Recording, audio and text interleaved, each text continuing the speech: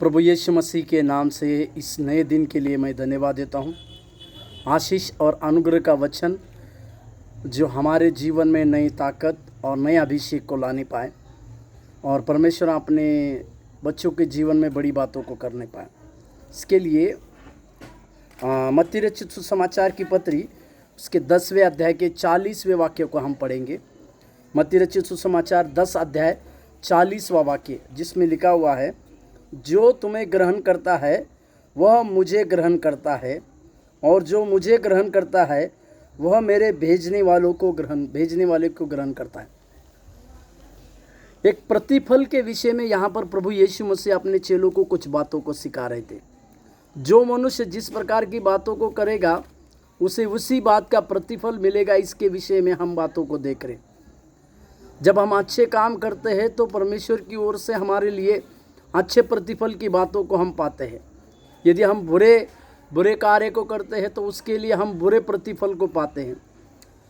इसके साथ साथ प्रभु यीशु मसीह और एक बड़ी गहरी बात को अपने चेलों को, ना केवल अपने चेलों को, परंतु जो कोई लोग प्रभु यीशु मसीह के ऊपर विश्वास करते हैं, ऐसे लोगों के जीवन में परमेश्वर एक बात को कहते हैं कि जो कोई इस संसार में यीशु मसीह के जो पुत्र और पुत्रियां हैं उसे ग्रहण करते हैं, वे ना केवल उस व्यक्ति को ग्रहण करते हैं परंतु प्रभु यीशु मसीह को ग्रहण करते हैं। इसी के लिए कई बार हम यीशु मसीह के नाम को लेकर जब जाते हैं तो निंदा अपमान की बातों को सहते हैं, या कई प्रकार के लोग हमारे उस परमेश्वर के वचनों की निंदा को करते हैं, या हमें किसी प्रकार का प्रोत्साहन को न देते हैं।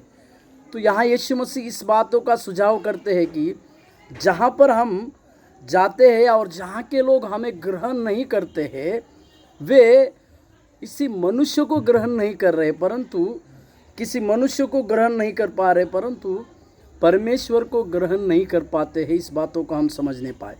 और इसी के लिए जो कोई परमेश्वर के वचन को ग्रहण करते हैं, या जो लोग परमेश्वर के वचन को या हमें ग्रहण करते हैं, वे लोग इनडायरेक्टली उस परमेश्वर पिता को ग्रहण करते हैं जिसका कार्य करने के लिए प्रभु यीशु मसीह को भेजा गया।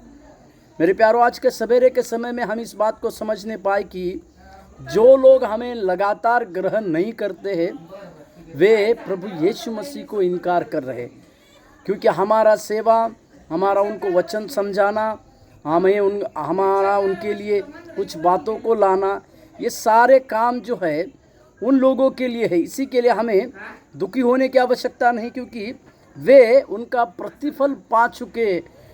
इस बातों को भी हमें याद रखने की आवश्यकता है। आज के दिन में उस प्रतिफल की बातों को हम समझें और अपने जीवन के कामों को करें। प्रभु आपको आशीष दे। धन्यवाद।